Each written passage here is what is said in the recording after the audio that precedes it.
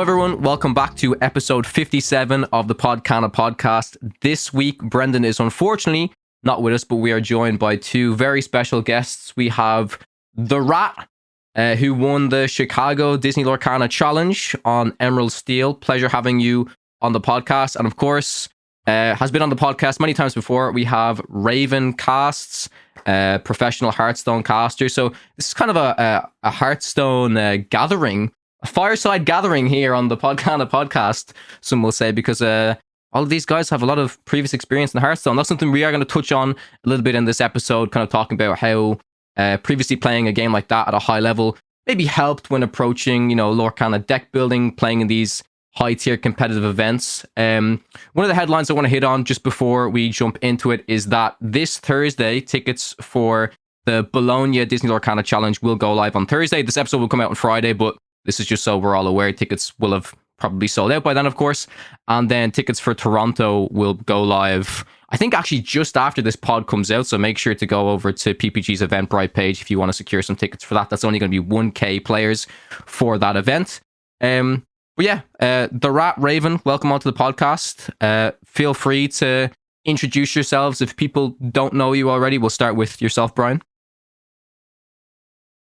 Yeah, if people don't know me, I'm Brian. I go by The Rat. Before this, I played Hearthstone, and I recently did well in the last DLC. So even though I've played card games for 20 years, it's probably my biggest win. Awesome. Love to hear it. And you yourself, Raven? Yeah, I mean, some of you guys will have seen me by now, but I'm a long-time Hearthstone caster, but also, full-time content creator. Covering a fair few card games at this point. And I've kind of evolved from being a Hearthstone Andy to then moving across to just basically most card games, because I kind of enjoy dipping my toe in a lot of them right now. So we'll see how that goes. Awesome. So before we jump into it and start talking about like set 4 metagame and how Brian found the Chicago run to be, we're going to jump into the Spilled Ink section, which is our listener question section. If you guys want your question read out on next week's episode of the podcast, be sure to leave a comment down below. So we're going to start off with Lilo Retsum. This is a very straightforward point. It says, Bookie needs to be banned, not only because the card is OP, but because it limits Floodborne design for future sets. This is actually a comment, I actually sent this to Raven before the podcast. I was like, I wonder what your thoughts are, because there's a lot of other cards in other types of card games that I've heard this point before. It's like, oh, this card really limits design space because of XYZ. Do you guys, besides the whole thing of Bookie being banned, because I think that's a whole other conversation, do you think that Bookie limits design space for other Floodborns coming into the game? Does it depend on if the Floodborns are cheap? Because so far we've seen that being very impactful. You go Bookie on 2, you go Diablo on 3, or Aladdin on 3. Maybe the bigger Floodborns, because in set 2, we only really had like these big Floodborns. I think the cheapest one you could have done was like the 4-cost Jafar, right? So do you guys think this kind of does limit, we can have like really cool low-cost Floodborns? Or what are your thoughts on it? We'll start with you, Moyen.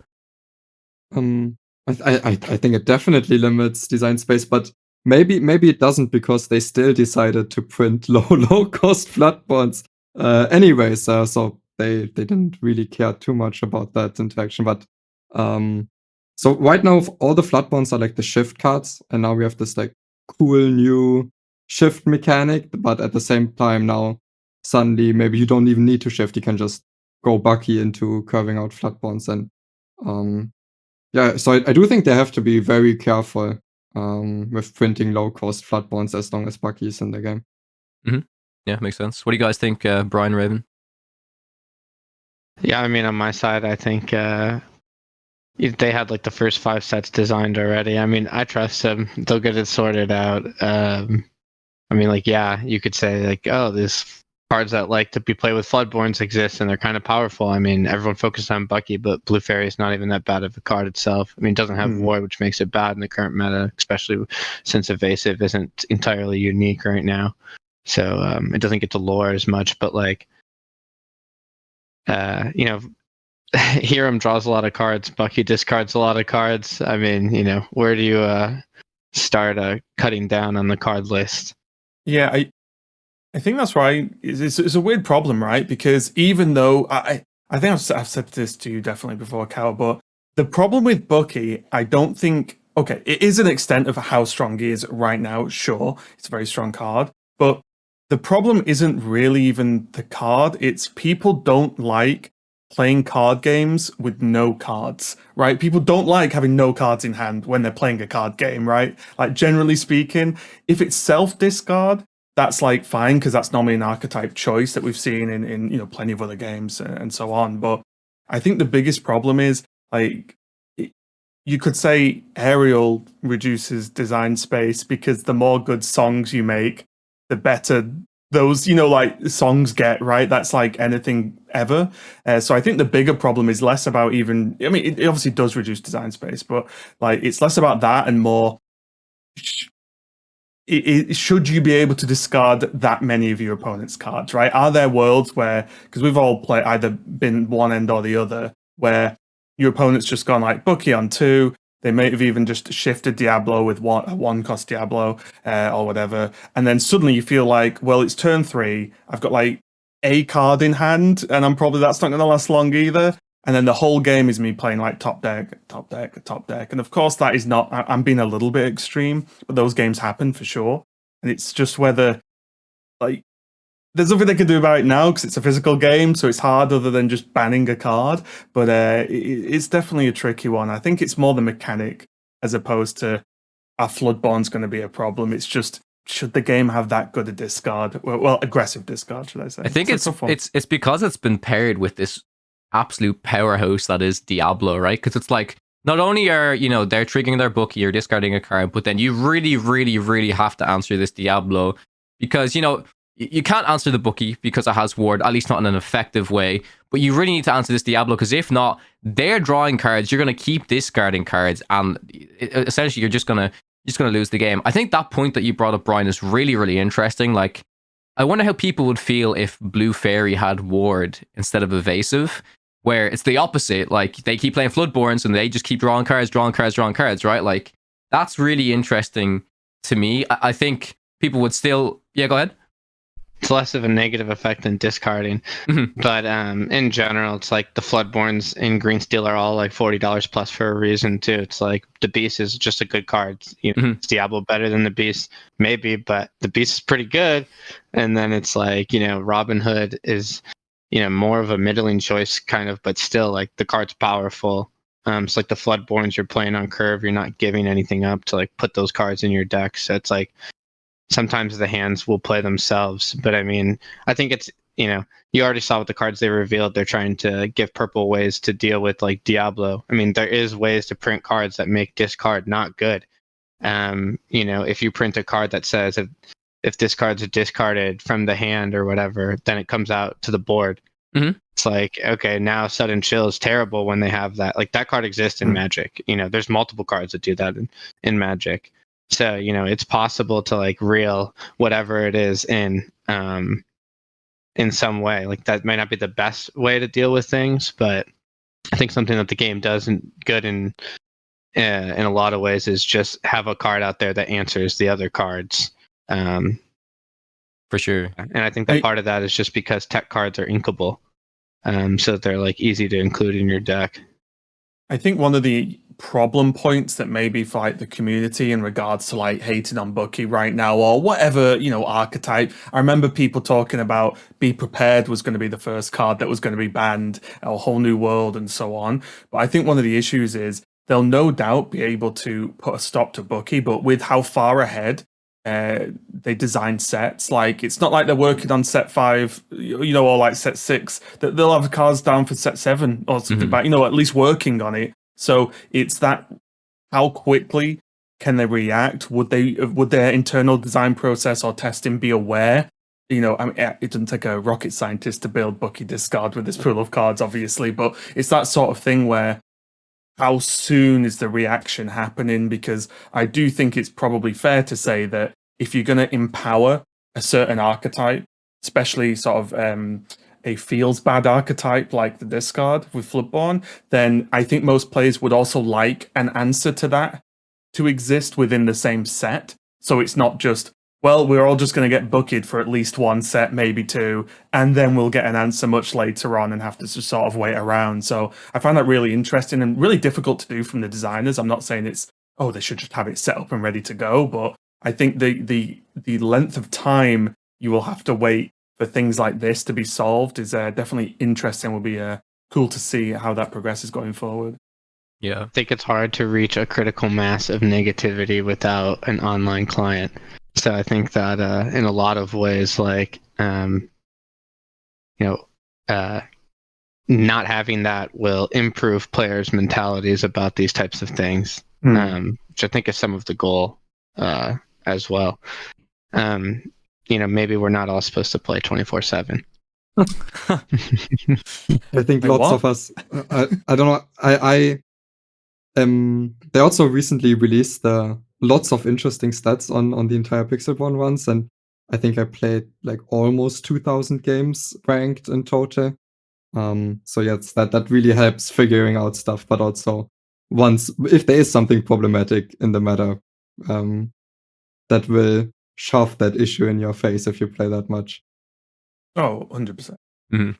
I mean, if Bucky's out there, I don't expect a ban list anytime soon. If there was a ban list, which I don't want one, but if there was, I think Whole New World should be right at the top of the list. Well, I was going to ask you guys about it as well, because like the problem I foresee with this is like, what are they going to do? Just ban Bucky? Like, what a weird announcement! Like, hello everyone, we've decided this one card is on the ban list now, done. And it seems like it's just, well, one, never going to happen, right? Even though people may want it, I don't think that would ever happen. And if there's ever going to be a ban list, I think it would be at least more than one card in the future if something goes terribly wrong, like really wrong.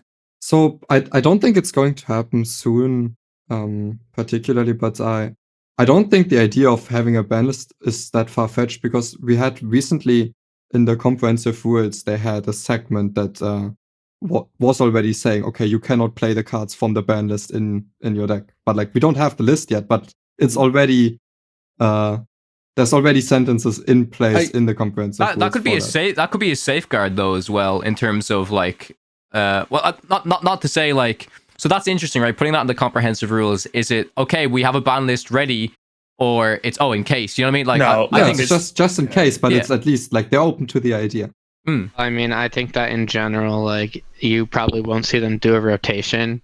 I'm personally of the opinion that rotations haven't been long-term successful outside of Magic the Gathering. Yu-Gi-Oh! They have a ban list.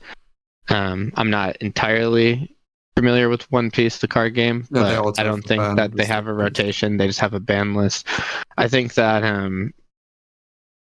at least in my opinion, this is probably the better way to handle things and do a rotation. Like, people like being able to use their cards forever. They kind of like when, you print something in the future, then all of a sudden, like, some garbage common from set one becomes good.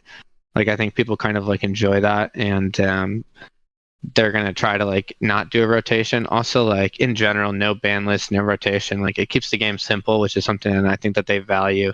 Like, anybody getting into it, it's very simple. The rules are you can use 4 of any card. You don't need to know about a ban list. You don't need to know about how the first 3 sets aren't legal in this tournament because there's 9 sets now and it's only ever 6 sets. Like, this stuff actually matters to like the people who play less competitively. And even within rarities, right? There's no limit on, you can only play X amount of rares, X amount of legend. It's just done. Yeah, I mean, like, why ban Bucky? Why not only let me run 1 Bucky? You have to high roll your games if you want to play him. Yeah. There could be a banned and limited list, Yeah, that's interesting. But the first 2, fine. Yeah. You can only tap her. You can only use Hiram's ability so many times. It starts getting really in depth. Our next comment is from Jeff Gito 1556. They say, speaking to the part about deck list mistakes in top 64, a buddy I went to Chicago with, Pete F, placed 55th coming into day 2, and the document of lists they sent out late that night pulled a random guy from like 138th and said he was 55th. So there were mistakes with the lists, and at least one instance of them including a completely wrong player. Brian, did you have any experience or hear of any of this list mishappenings happening? The list they gave for my deck list was from Atlanta, and I let them know for my opponent's sake. But honestly, like at the point, this is what I think and this is how, I'm just talking about Chicago. Mhm. At the point at which, you make the top 64, I think that you usually got to be pretty prepared overall. So, you get like 10 minutes before the match to review your opponent's list. So like, even though one of my opponent's lists were wrong, like I kind of already knew that. Like, I mean, I would hope that someone would see my list and know that I'm not running like set 3 green. Yeah, sure.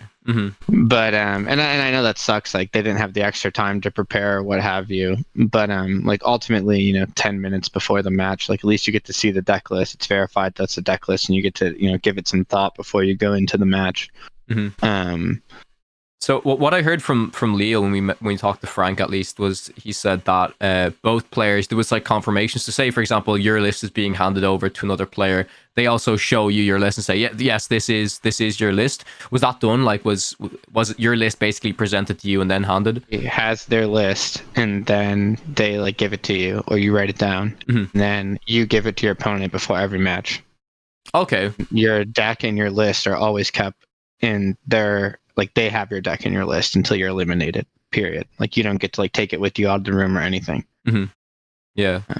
So yeah, no, that makes sense. I mean, if like you said, if you're well enough prepared, then this shouldn't happen. It's not to say that it is unfortunate that it happened anyways, but I think it's something that they'll learn from. And I don't think it'll happen in the future. Yeah. I hope it doesn't happen again. I just wonder if anyone like knowingly took advantage of having the wrong list and then like knowingly handed their opponent the wrong deck list. The wrong deck list. Definitely not possible, because they have you do the list and you leave the list with your deck, and then they deck check your deck. I think this is what Frank touched the deck. Yeah, this is what Frank was talking about last week. Was he was like, sorry, just because that's just in Top Cut, right? Yeah. Yeah. Because okay. And so all the deck issues that people were talking about were just about the lists that were shown online, not the lists that were shown before. Yeah, the decks that were included in the Google Drive that was sent to everybody the night before. I think once you were in person, you had the list. Yeah, that's much less of an egregious error than I first thought. When you still have the 10 minutes with the correct list, I think you're probably fine. Yeah, I mean, like, look, could I need to play against the Blue Steel list without Whole New World to figure out the matchup? Potentially it could have benefited me. But like at the end of the day, like once I see the list, I can also think through it. I mean, other people might not be so, that might not be how they learn or whatever. But yeah, I mean, personally, like overall, I think that deck list should be open for the entire event.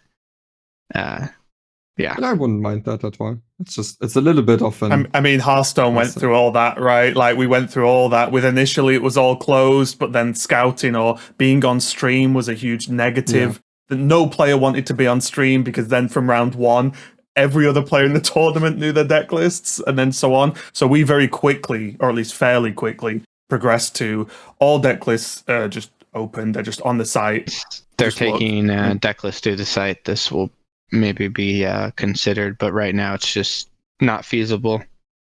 Do you guys think? Sorry, because you three have played in these and I haven't.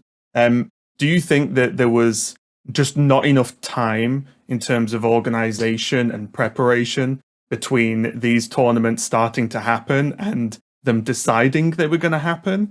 Because I personally I'm surprised there's no like websites, like nothing's been purpose built. I'll tell you why. Say here's a tournament site, right? Or at least here's a site that can handle these kind of tournaments, or that you can upload deck lists, like Battlefy, so on, like you guys know. But I'm just surprised that it feels like these companies are, whoever, I don't know who does what, but it's like, so next month you need to run a 2,000 person tournament, go. And they just had no time to actually organize it. That's what it feels like, but I don't know. I mean, I think that the reality is that the bigger tournaments actually aren't the priority for the platform, and that the priority for that platform is managing all of the community, like the smaller tournaments. So like, you're interfacing with Melee when you're a tournament store applying for your store championships or applying for the organized play kit, or, like those tournaments are being ran locally and they don't even take deck lists. So I think that like, it's really just an order of priorities. I mean, no doubt they'll eventually get to it. And I understand that, like, as someone who's going to the event, it might be inconvenient. But I think first and foremost, they're focused on executing the rest of it. And I think that, they've already came out and said like that they were, happy about how many people were interested, and they increased the caps. And I mean, so it's not like they're hiding the fact that they, weren't ready to just roll out something that was going to be huge. But, I hope that Disney, they're known for their experiential, like real world events. I mean, Disneyland, Disney World, hopefully like that level, can get brought to the tournaments, like maybe next year or moving forward. I mean, even they had the announcement where they said that they're going to start marketing with like Chapter 5, like it's really like, I know some of us been playing already for like almost a year, but like it's really just getting started. Even though we lost the online client, like I think it really is just the beginning. Like the game's not out in China yet. That's going to be happening. Like these are all like huge things for the future of the game. Yeah, I think it comes down to a lot of Disney approval for stuff as well. From the stuff that I've heard, it's like different things trying to get improved for streams. For example, this is a very basic thing, but it does kind of touch on the point you said. So for the PPG events, they had like a graphic even of like a top 64 split that they can display on stream and post and stuff. For Tournament Center, who organized the EU events, I believe they didn't get approval for such stuff like this. They did speak about the lists on stream, which was at least good, but like these are all like little things that, believe it or not, all have to be like, this has to be told to this guy and this guy and this guy. There's like a whole chain. So I think with time, that stuff will just improve for sure. I can even say from like my experience with Hearthstone, because we've throughout the years we always give feedback on the show. We want to make it good. Blah blah blah blah blah. I have asked for like just one new graphic with like say the normal background we have for everything with some names on it and maybe some of the player pictures, and they're like, it could take us a while. I'm like, surely you have a graphics person that could do it in 5 minutes. That I wasn't asking for the world. And they're like, no, you don't understand. So it has to go to graphics, then it has to be signed off by legal, then it has to be signed off by that, and then it has to go back here. And then I'm like, oh, well, never mind. We'll just talk about it instead. So like, yeah, those process, and then that's obviously, Blizzard, very big company, but Disney, like, that's like, magnitudes bigger, right? So I can definitely see things taking an annoyingly long time to sign off because of the amount of people that have to be involved. Yeah, for sure. The next comment is from SinBear03. I agree that inking is where a majority of players make mistakes and lose the game, but if you ask them, they don't even see it. Especially new to TCG players find it really hard to understand what you ink changes based on your turn, board state curve, and even what deck your opponent is playing. As someone who's played a ton of card games competitively, I really enjoy how simple yet complex this game can be. Yeah, great point. I agree with it. Inking, I mean, myself and Moyen, we've said this probably nearly on every episode at this stage, that inking is such a crucial part of the game. It's one of the most important decisions you make during the game.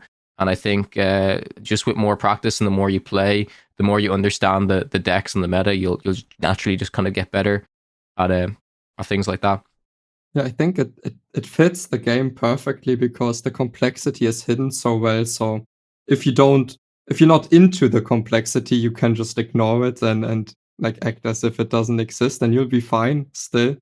So I think it enables you to still have a simple game while it being complex. Mm-hmm. Yeah, go ahead. I think I talked about this on another interview, but basically like turn 1 in Emerald Steel, like it's an interesting decision to me on what to ink. Do I just throw this beast away, or is he eventually going to come out on turn 5 because it's red blue and I actually don't need this other card? Where someone else, it's like they look at the hand and they're like, oh, it's beast, and then just keep going forward, right? And like that's beautiful. That like I found a decision.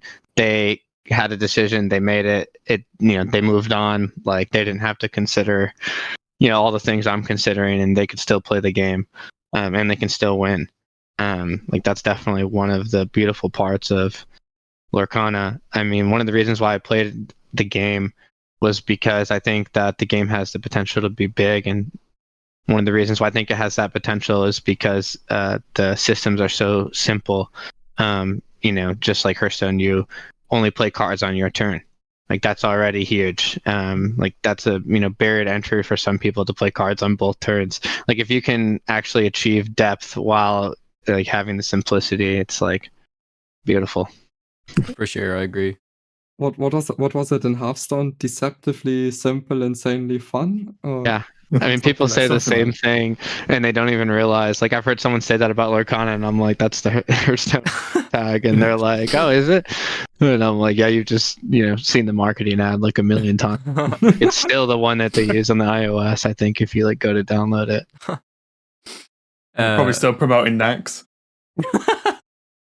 And then our last comment is from Derek Smith 452. Hey guys, very thankful for the podcast. I tune in to every video. It's been very helpful to me, to my success at tournaments and locals. I just started playing into the Inklands, and with your guys' help was able to win a Stitch mat in the last set champs. I'm looking forward to next month's set champs and really want to run Ruby Amethyst.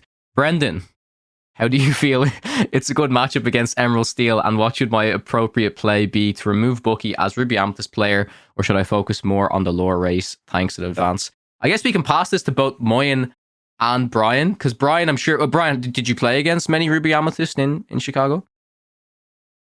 I played Ruby Amethyst for the first 2 sets. In Chicago, it was like 6 or 7 of my rounds. Oh, okay. Then you've a lot... The reason why I was able to win is because I got that matchup a bunch. Mm-hmm. I think I might have caught the episode where Brendan was talking about that matchup. But yeah, I think like... if you're playing like the Emerald Steel that I played, at least you don't have like some of the more dead cards in that matchup, like Grab Your Swords or whatever. I don't know how the red purple player wins. So while Brent's not here, I can try to give some insight on how Ruby Amethyst can win the matchup, and it's usually neither removing Bucky or Lore Race. It usually involves not playing cards except Brawl and cards that draw cards until you get to B prep, and then hopefully they didn't gain enough lore and card advantage yet, so that you can, after the B prep, still compete with their refill. And that doesn't work all that often, but that's the most consistent game plan that I think can win you the game as Ruby Amethyst.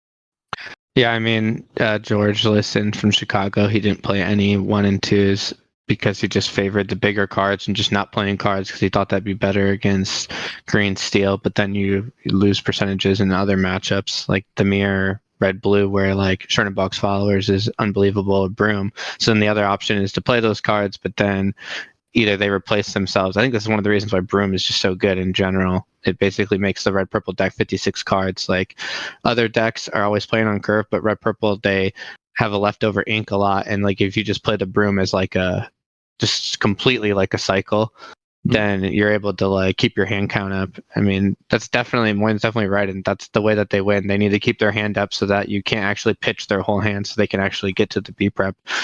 I think that a lot of people think that the castle is an avenue to winning, and I mean I think that card's good and it can, but since the green steel has started including like Cove, I think that it's much easier for them to take down the castle with like a garbage board of characters. And then in general, just red purple being built to beat red blue makes it very susceptible to green steel. And that's just like a tough line to figure out like how good you want to be against each. And then even after you do that, trying to figure out what cards you can actually put in red purple that would increase your green steel matchup.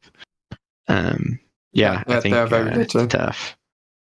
Usually, if you want to beat green steel, you cannot play Ruby Amethyst, but Ruby Amethyst is very good against the Sapphire decks in the format. For sure. All right, so yeah, we're going to move on to the main topic. So we have Brian's list in front of us. If any of you guys want to check out his list, just be sure to check the video description. The deck list will be there. So Brian, if you want to kind of break down the list, I have a few questions here for you. So the first thing, probably the most obvious question, why Emerald Steel? Were you playing it in previous set? I think you mentioned there you're playing it in set 3. Like, has it always kind of been a favorite ink color combination? I know Raven really enjoyed it all the way back in set 1, or was it purely like, oh, Bucky, this is like the most powerful deck I can play at the moment? I mean, I was already playing Emerald Steel, and there was only so much time in between Chicago and Atlanta. For Atlanta, like honestly, I prepared a lot because I thought that the last meta was pretty like good opportunity for skillful players to go to an event and do well. I still think that's the case. I mean, I won in Chicago, but I do think it's maybe a little bit less. So I really honestly wasn't too focused on set 4. It kind of just made sense to play the same color combination. It's not that I can't play the other ones. Like I've played plenty of red purple or red blue, but I have been in that mindset. So I would have to, at least rattle off a decent amount of games of red blue for me to feel comfortable bringing it to Chicago. And then why go through all of that trouble if you think that the green steel deck's a good bring? Like I personally didn't play any mirror matches in Chicago, which is unbelievable, but also like I don't mind that mirror match as much as other people do. I mean, I didn't include grab your sword, so I must not be like too worried about the conventional wisdom there. But yeah, so for me, that's kind of why Emerald Steel just made sense. Mm-hmm. Yeah. How much practice did you actually have on the list on the lead up to, I suppose, like you said, between Atlanta and Chicago? Like, were you jamming games on Pixelborn? Did you have like a testing group? Because this is a question that we always get often on the podcast, is like, what is the best way to prep? And again, like I said, I understand you had like limited time, so you probably didn't have enough time to prep as you usually would have liked to have had. Yeah, I probably, well, in person, I'd played less than 5 games with the deck. Like with the physical card, which definitely like, I don't think I actually made or had very many like missed triggers at the beginning of the event or even in the first 3 rounds of top 64. But by the end of the day, like, just with everything that was going on, and I just missed some. And I think that like, already now, even the reps from Chicago, and then I played in like some more locals, like I'm on top of that now. It's definitely nice when Pixelborn does it for you, but and then as far as Pixelborn, I probably played like sub 100 games with the deck, which is less than I'd like, but I think that the games are probably a little bit higher quality than just an average ladder game, since I played in the pack and then the like online weeklies that are usually like pretty stacked. Like some of the online tournaments have like 4 to 6 people who have Mickey's entering. Like they're like no joke. But yeah, I just not as many games as I'd like to. Yeah. But I think that there's a lot of the same concepts, even though the deck is very different than the set 3 Emerald Steel. I think like there's a lot of the same concepts with like Ursula 3 and Sudden Chill, and kind of like cutting out their hands and looking for like the vulnerabilities in the blue decks. It's the same 2 lines. Like you either are going to discard them or you're just going to like aggro them out. And then sometimes just like set 3 Prince John draws a bunch of cards, or your Diablo draws a bunch of cards, or your Beast, and then you like out resource them. But yeah, I mean, it has 3 avenues to winning, so I mean, I love that about the deck. Yeah, that's something that I actually experienced myself. I believe it was the weekend before Chicago. Myself and Moyen, we were at the UK Games Expo, and we were jamming tournaments Friday, Saturday, Sunday, like nonstop. I was on Green Steel, and even myself, man, I missed so many triggers with Diablo. Like, but for like that was my first time really playing the deck, and like like I know the cards there, but like I was just missing. I was like, but by the Sunday, I missed none. So like it just shows that like you do need to have at least some of that practice time, because like small things like that sometimes can impact a game for sure. Go ahead, Moyen, what you're gonna say? I guess 2 things, because I mostly really liked the list that you played in Chicago. I think it does a lot of things very, very well. I think the biggest things that lots of people on Chicago went on was like the Flynn Rider, and I think it can take too long to close out games without it. But the one card, I guess, that I'm not fully convinced by, where I would like to get your opinion, and also would you change anything about the list in hindsight, is the 1-cost Flynn Rider that I haven't particularly enjoyed. Yeah, so I think maybe I don't actually need the Zeus. It's a good answer to Tinkerbell against Blue Steel, but I don't think it's actually needed versus Castle, which was like kind of one of the other cards I was hoping to use Zeus on. It's also decent in the mirror. But like you'd be putting in a Bruno, which isn't all that different. I think for the Flynn ones, the thing about Flynn 1 for me is I actually don't think that the Robin Hood one drop is good because it has 2 attack against red purple, but I think overall like that card's actually pretty weak. I think shifting Robin Hood is not strong when you don't have a proactive 5-cost song like Whole New World coming out of your hand like Steel Song did last format. I actually considered playing like some number of Whole New World since you can pitch them for Diablo, and then it actually gives your Robin Hood shift lines proactive use case against like red blue if you're on the play, because then you can hit it before they actually get to put down a quill. But then it turns out that like red blue's just always playing one jump and they're never playing quills. So it's like, that kind of just goes out the window. So I didn't decide to bring that. But it's possible like there's metas where you don't even want Robin Hood because he's a 2 and people run a lot of stuff that can kill him, the babooms or whatever, and that Flynn actually having 3 health is like an upside. But I think the main thing that I like for the Flynn 1-drop is that and maybe this isn't the case when you're like playing the Swiss rounds, but in the top cut, like they know I'm playing 3 big Flynn. So like if he's out there versus red blue and I'm at 16, like all of a sudden they have to pull the trigger on Medusa or like Sisu, because they know like it's going to get shifted. And if I have like 1 discard card or if I have a Bucky on the board with it, like it's actually kind of a threat like immediately on its own. So then it clears the way in that way for like the Flynn 2/3. And then the other piece of that is like if they don't Diablo to see your hand and then they for some reason turn it, or they're a Pegasus player in green, like you can actually get like shift trades that are value trades. So it's kind of like surprising in that way. I don't think you like have to include it by any means, but that's kind of why I went with it. And then I also like enjoy having 10 of the 1-drops.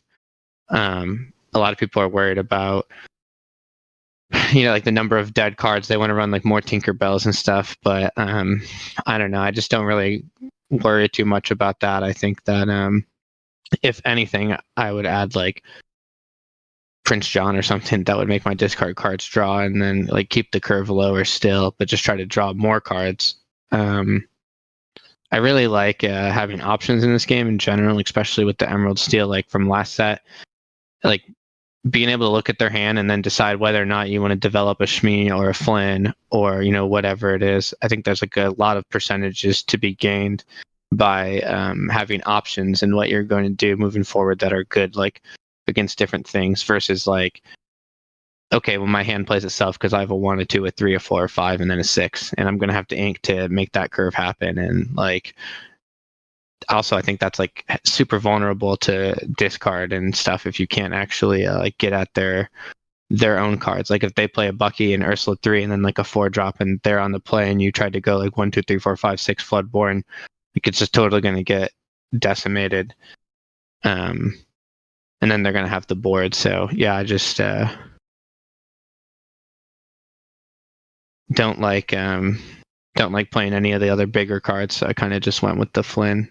Yeah, Okay. I like. I know Moyen's going to touch on this as well. When you mentioned Prince John, both of our faces kind of lit up because I took Moyen's list to the event at the UK Games Expo, and it actually had 4 Prince Johns, and every single person I played against were like, "Oh, I wasn't expecting Prince John. Nobody else runs it in the list." I can kind of understand why a lot of people don't run it as well, because your 3-drop slot is like heavily contested. It's like you either want to be doing Diablo, or you want to be doing Aladdin to trigger the Bucky, or maybe you want to do Ursula to do the sudden chill stuff. But exactly kind of what you said, Brian. There was so many games, especially against red blue, where like that was the engine that allowed me to win the game, was having the Prince John, or even if I somehow got kind of 2 Prince Johns out. And also that card is like good because it kind of, because of the 2 lore, it pivots a little bit more to that kind of, it can suddenly turn on the gas and be that little bit more aggressive. So I would maybe like to see some more of these types of lists try to fit in the Prince John package. I know it could be difficult, but like, do you think there's a place for Prince John in lists like this, Moyen, or do you think it's really, really tight? I'm not. At the start I was like all in on the John, and I don't think you want to do that necessarily. But I think you could play a few. Mm-hmm. Yeah, for sure. Yeah, I mean, if you add 2 Prince Johns to this list, then you probably want to add more Bruno because it works well with that card. Yeah. Maybe you aren't playing Baboom all of a sudden. I mean, Prince John's an interesting card. It's got Ward, request for 2. It's like that's one of the things. Award. Good. Yeah, I mean, that's what makes this so like interesting in the Emerald Steel mirrors from last set in chapter 3. Like, on 3, you can play this card that has ward, or you can play this Ursula 2/3. They're both like extremely powerful, but like what your opponent can do into those cards is very different. Mm-hmm. And then, Yeah. I think a lot of people like the Pegasus, and I've never been a fan. For me, it was always like Pegasus was like your third, fourth best thing to be doing in the early game, especially like the Pegasus Shift Pegasus line. So like I wasn't even keeping it in the mulligan because I would rather increase the chances I do Bucky Diablo type stuff than do some Pegasus line. So do you like agree on that, or why is it? Well, it's like the same thing I said about Robin Hood. Like, if you're not doing a proactive shift into your 5, like if you're not like shifting Pegasus and casting Whole New World or something that's gonna like get you advantage. And I keep harping on Whole New World because like really like if you're on the play and you shift a 5 onto a 3, or I mean on turn 3 you shift a 5 and then you activate a Whole New World and you're on the play, like it's really good. Just so you all like, know, it's hard good. to like get across how good it is, because like you spend the 2 cards and then they don't get a chance to spend their 2 cards and then you get a whole new hand, like, but without that I really was like already like, okay, I'm not big on Pegasus. And then the second piece is that his shift is like undeniably a powerful effect, and I get that there's this idea of like I'm going to shift and then kill a Diablo, but like Flynn does that better to me, and he also races better. Like the Pegasus shift effect would be more powerful if you were playing in an aggro deck. That's why I think it fits better in the green-purple deck list, where like they play Merfolks and they play something that's really actually going to benefit from getting evasive in a turn.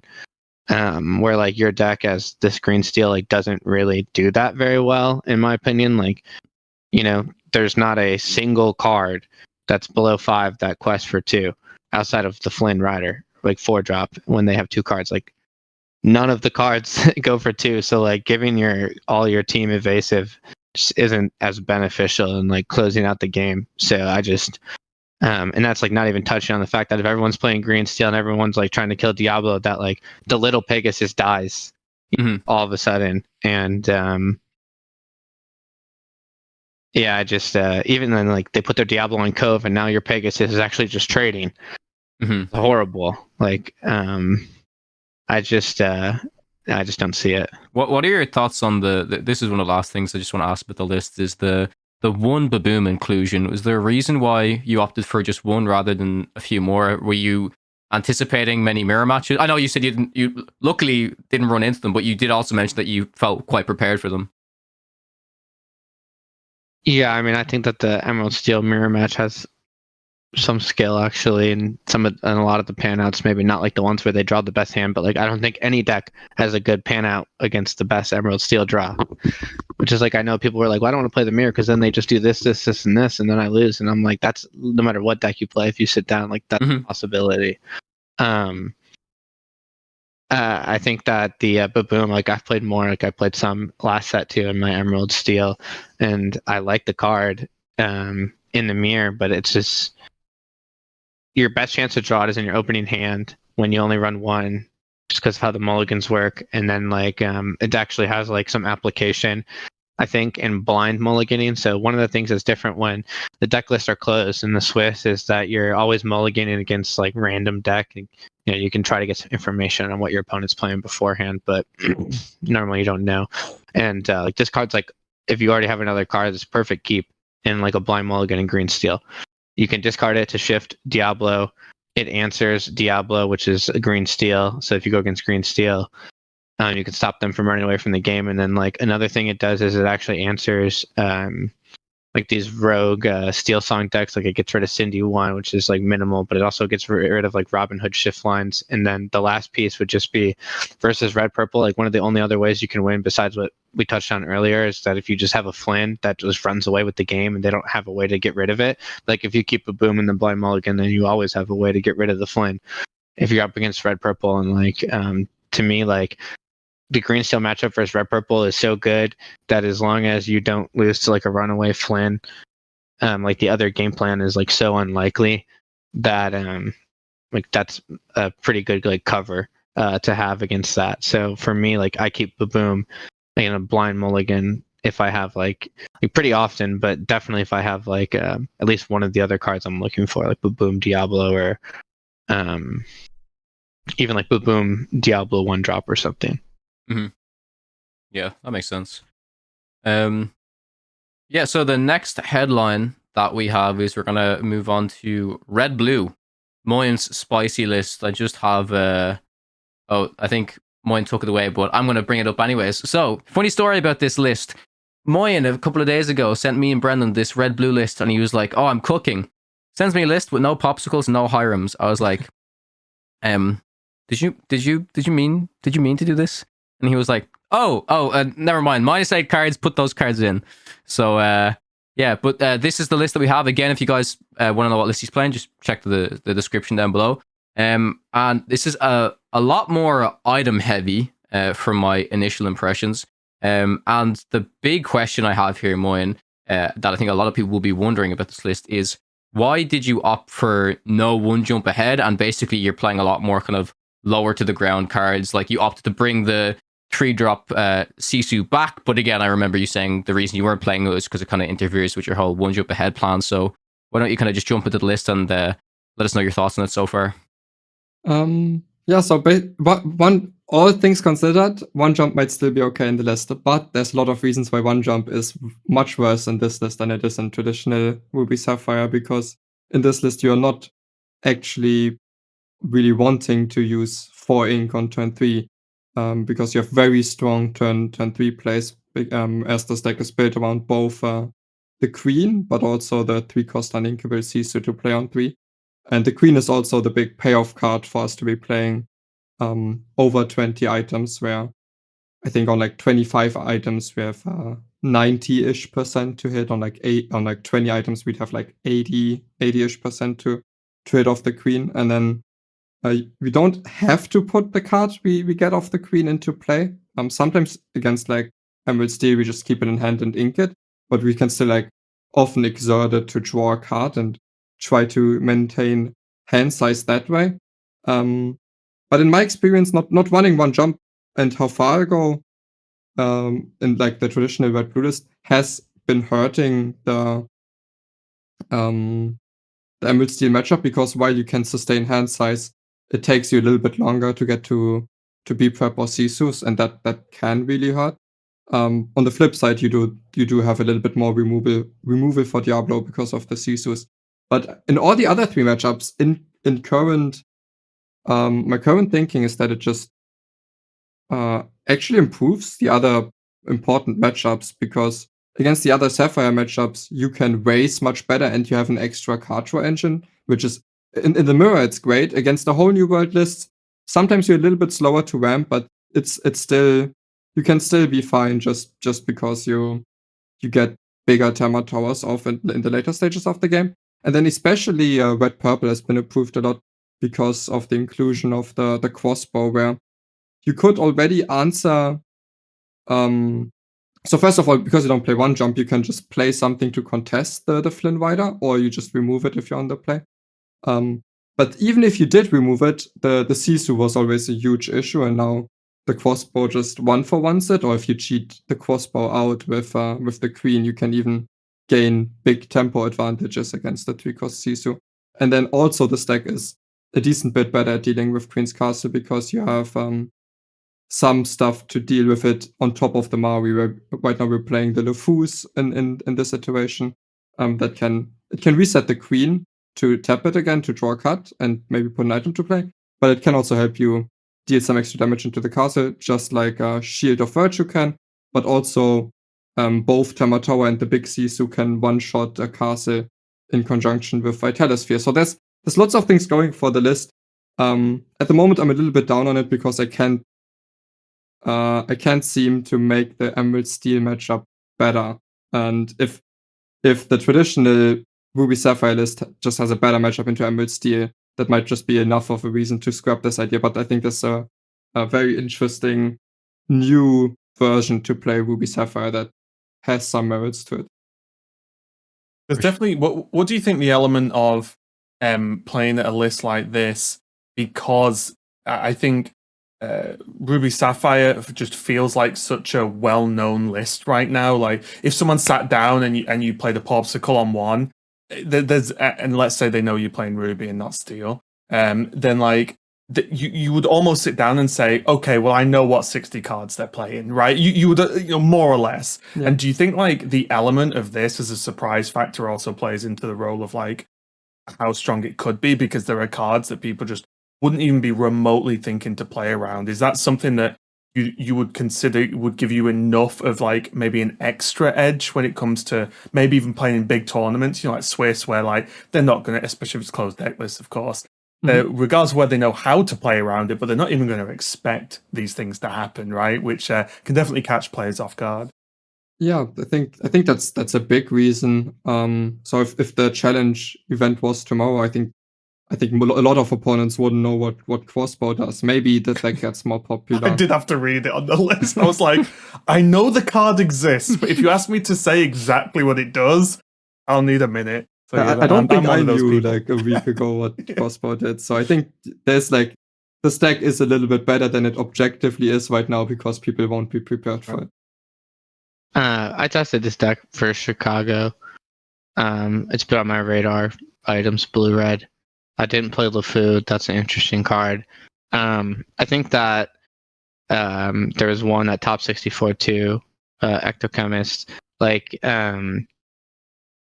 definitely you're going to catch some people off guard either way. Like, they won't know how to play against the queen or what have you. I don't know. It's kind of actually hard. Part of the reason why this deck's good, this list, is that it's hard to like if someone has Fang Crossbow and Ice Block in their deck, like it's like hard to play around Sisu.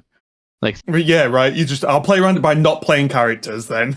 your game plan on red purple is still going to be going Flynn, Sisu 3, like regardless if your opponent has Fang Crossbow. Like, unless they already have it on the board, like you're going to do that into them. Like, if they have it, they have it. But like I doubt that like red purple has the flexibility even within their deck to like go a different route than like Flynn into Sisu 3. Right.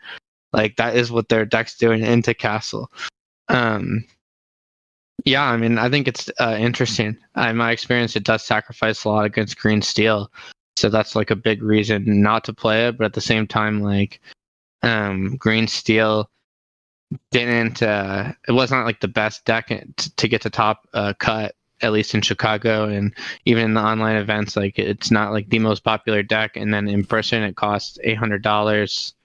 So like, you might not even see that matchup as much as you might think as somebody who was grinding, the online ladder in person. And then all of a sudden it's like, well, it improves my other 3 matchups. I actually wonder, how good the matchup versus blue steel is with this list. I just haven't played it enough, but I definitely tested it versus the mirror, versus red purple, and versus green steel. And I think that, Moyen nailed it there, is that it improves the other 2 matchups, but it makes it much worse versus Emerald Steel. I mean, the Queen's actually like an incredible card versus red purple. Yeah, it's wild. Unbelievable. Yeah, super impressed by the list. I'm well, that's pretty impressive, Moyen. If like you said, like, do you think if the challenge was tomorrow, would you bring this list, or do you think? Yeah, I'm at least open to the idea. Right now, I've taken the setback of, okay, this is actually significantly worse against Emerald Steel, so I'm a little down on it, but it's still very much a consideration. And also, who was it that I want to look up who made Top Cut in Chicago, because that's actually them making Top Cut with item red blue is actually what inspired me to also put more. Yeah, I think that line they go by Ectochemist. Yeah, I could be wrong, but yeah, I think. I mean, do you like the LeFous? I haven't played them in this, but I like the LeFous are also like kind of a newer idea, and I'm assuming is it like, explain the reasoning behind it. Is it for, obviously you can protect your stuff? Is it to try and trigger Queen twice? Like, that seems kind of interesting. Twice. Yeah, so the Queen twice is kind of nice. Sometimes you can even go like Queen into exert Queen LeFou. Exert Queen, LeFou, exert it again. So that curve is very strong. And then, other than that, it's a little bit like this, like Jack of all trades. Sometimes it's okay to plot it down on 2 to stop a Flynn from gaining 3 lore. Sometimes it's okay later to maybe quest with a Torma Tower and then sing Be Prepared.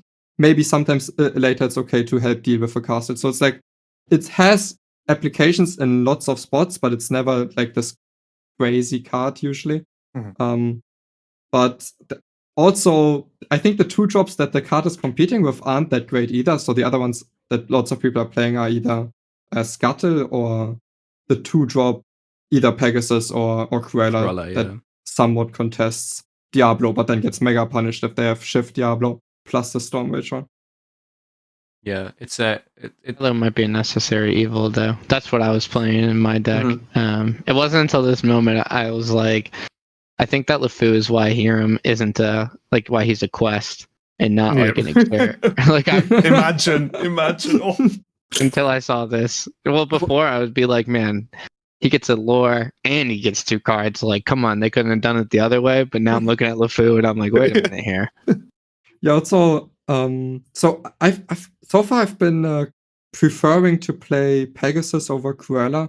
I felt like having evasive on my opponent's turn came up more often than the 1 extra HP, but I might be wrong on that also. I think that's completely reasonable. Yeah, it's interesting looking at LeFou because, as you probably know, Moyen, my last experience with this card was a very straightforward plan, which is I was just jamming this in red-purple aggro. It's just, okay, my card's safe, yeah, and just doing the Arthur LeFou infinite loop. Oh, bro. I'll try it every set, dude. In this set, you get the Super Goof in there, and then you get the Arthur Oh, bro, yeah. Or the Super Goof LeFou. It's not good. Yeah. but it's fun. But it's fun. When you do it, it's fun. Played that deck in a pack in set 2. I'm a believer. I played that in a pack as well. I think it was in set 3 though. That's why I lost. So I have one more rogue idea because I was also someone that liked flutes before it was cool, if people remember. Yep. And I have a new flute idea that I think is not awful, where you play it in Amber Ruby with Ariels, and then so you have the early game of playing the cards that damage themselves into Rapunzels, and then later in the game, okay, so you have the Ariels, you have 4 songs, you have like Be King Undisputed and Be Prepared, so you can even stall with the flutes, and then the final straw of that deck, which I appreciate might not be the best deck, but I'm a little bit cooking, is the pirate song, where on top of the flute stalling, you go bam, gain 2 lore, you lose 2 lore. And after Moyen played that, he was like, wow, what if I cast the pirate song twice? And then he tried it in red green. Ursula at 3, dude. Yeah. Yep. That's the natural progression of the pirate song. And then the next one is, I'm just going to play a good deck. Like that's the next stage after that. I really don't think that deck's too bad. I have someone I know who's been trying to make the yellow-red songs work, and they try with the flutes. I mean, the flute idea, if you saw Zach Bivens' deck that he topped with, where it's like, it's Steel Song with the Pride Lands and the flutes, but like, it's also kind of more of an aggro version or whatever. Like, that's that deck's whole plan is the same thing, which is like MO against control in this game right now. Get some lore early, maintain some value. Once you lose the board, get lore through things that can't be removed. Right. Like, that's basically what an aggro deck looks like in this game right now because of just how the game plays. So I definitely think like that's probably one of the better versions of that yellow-red deck, but I don't know if it gets there. I like the pirate card. It's funny. It's like an interesting finisher. You don't see like stealing lore too much right now, but anyone who played set 1 with the Aladdin knows what's up. Oh, I actually don't think I mentioned this. I cannot remember if I mentioned this in the last podcast, but I remember I was supposed to ask Frank's opinion about this. I think I mentioned it to you, Moyen, already. So just as we're talking about like lore gain and like taking away your opponent's lore, in the Ursula PvE expansion, right? You saw they have like the battleground cards where if you pay a certain amount of lore, you get an ability. I think that's a interesting design space that hasn't been explored for like the main sets yet, but could be interesting because like you're kind of sacrificing part of your win condition to get like a somewhat powerful effect. What are you guys like thoughts on that? Do you think that should be something that should be kept to like a PvE thing, or like would you be intrigued if it came into like competitive play type of stuff? It's like reverse Molten Giant, right? It would be like that where like, oh, instead of going low on health, you like bring your lord down to be able to do things. Like that's it's an interesting thought, but I feel like it would be very easily broken depending on what they make with it. I found it to be interesting because I was like, imagine like you play like an aggro deck and suddenly, like because you've gained so much lore so quickly, you have this card that benefits of like, oh, I'm minus 5 of my lore, 25% of my win condition. I get some like crazy effect. I don't know. I'm definitely cooking with this, but I'm sure it's stuff that they're thinking about over there. Like it's always interesting to think of like, you know, there's always new mechanics and new things that can be introduced, but like design space like that always intrigues me personally. Mm-hmm. Yeah, I think I was gonna say I'm not worried about them running out of design space. Like you see, like the new Hearthstone expansion, like they're still cooking, and like people thought that they might run out of design space. I mean, granted, like the cards are more powerful, but like, you know, they still find ways to like make new effects and interesting effects. I think there's like plenty of space left in Lorcana. But to be fair, I think for them, they have more design space because of the sets being rotating. That does help. Well, it's like if stuff is restricting design space, it rotating out opens up that design space again. But I think something like Molten Giant could also work. Like a 15 costs 1 less for each lore your opponent has. Yeah, Like, that would be great. Oh, if they print Molten Giant, I'll play it. I'll play it. Doesn't matter how good it is. You let your opponent get to like 14, 15 lore, and then you just jam the card 4 times. Your opponent concedes. And the card text is while this is on the board, while this is in play, your opponent can't gain lore. Perfect. Job done. I should design the cards. There we go. Give me a job. Like infinite Magic the Gathering cards, so there's plenty of like room for any of that. I mean, Chernobog reduces itself based on the characters in the graveyard. I mean, I'm sure they're thinking of everything. I mean, even like the Diablo and the Aladdin were kind of like shocking to people, or the Ursula, because they shift discard. And I mean, for me, it seemed pretty obvious that Diablo 1 was going to be good with like that shift and like the cards that like Floodborns, like Blue Fairy or Bucky. But you know, like no one's really shifting the Aladdin and discarding it. But it's just in general, right? Like shift discard's interesting, like not paying the ink. And then, you know, like people's first thought is a couple of things. One, like singing songs in this game is kind of crazy. So like shifting out a big thing early and then singing a song seems good. And then it's like, okay, well, shifting out a big thing early seems good. But the way that resources work, and part of this is because discard's a thing in this game. And it's part of the, and it's another reason why I think Whole New World eventually might be out of hand. But like spending a lot of cards to do something that can eventually get removed by a single card is actually not that great. Yeah, if it's not really winning you the game, you probably should sit back and think about whether it's correct to do at certain times. The prime example is the 6-cost Flotsam and Jetsam shift, discard 2 cards. That's just a 5/5 quest for 2. And that's it. Oh wait, that's it. We've solved it. The new shift mechanic will be shift, lose 2 lore. Done. There you go. You've got to gain the lore, then you can shift some big stuff. Easy peasy. Solved. I mean, sacrificing, like putting ink from your inkwell into the banish pile, and then like there's so much. Endless. All of this endless. existed, and you know, like that's a versus system. That's a common versus system effect. Like, you know, there's plenty of inspiration out there. Yeah, talking about Molten Giant Raven, my favorite thing to do with that card was the very unconventional thing. I think it was during wait, this might not have even been. I think there was a deck back in like Raskin's Rumble, but basically I think it was like it's not Holy Wrath. I cannot remember the name of the card, but basically it's like you trim your deck down and then you play a card, target their face and deal 25 damage. You're like there's like Shivala as well. Yeah, right? Did stuff like that in Paladin. Yeah, Holy Wrath Shivala. Yeah, so it was imagine like 25 or something. Draw a card off the top of your deck, gain that much lore or there's so much stuff, right? There's so much stuff. Oh, was Holy Wrath? It was Holy Wrath. Yeah. And the greatest tournament moments was when you just had to play out the Holy Wrath turn 5 to cycle it, and then you hit them for 25. And they just go and bang 25 and done. And you're like, oh, okay. Yeah, that was good times. Good times. Yeah. Well, now Molten Giant's really silly, but that's probably for a different podcast. But yeah, Molten Giant's back at the moment. Yeah. So before we move on to actually, as we're talking about Hearthstone, that is going to kind of be our next topic that we lead into and talk about comparisons. But one last thing I want to touch on, just in regards to Diablo, because we were previously talking about like Corella and Pegasus and stuff. I kind of had this conversation in our Discord with Moyen, and it's something I do want to bring up just because I haven't heard many people talking about Amethyst Steel, which is the deck that I was primarily playing in set 3. And in set 4, it hasn't gotten too many improvements, but that's not to say it's not still a good deck. It primarily kind of still does what it was doing before, but a big question that a lot of people who are fans of the deck are kind of asking, okay, besides the Baboon, what is like kind of a really kind of good appropriate answer for the Diablo?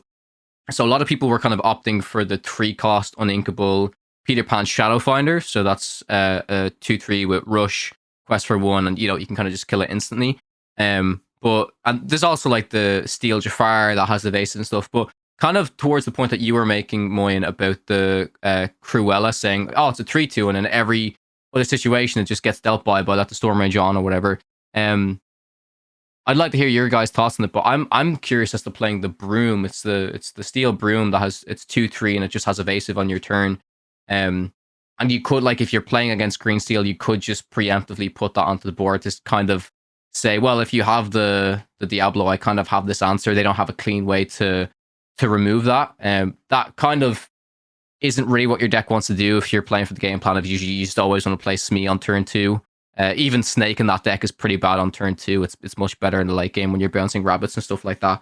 But yeah, it's interesting. I don't know if any of you guys have really played that deck yet, but this is the interesting thing to me, right? Like we're coming back to these types of cards that like literally like specific stats on the card matter. That suddenly this card could be kind of playable. And the biggest reason why I'm comparing Broom to Peter Pan Shadow is because, like you were saying, Brian, it's inkable. I think inkable tech cards are huge compared to the price that you could pay to play uninkable ones a lot of the time. So it's really interesting. It's a deck. I haven't experimented with it too much in set 4, but I think those are the type of things I'm thinking about against the Emerald Steel. So could be interesting.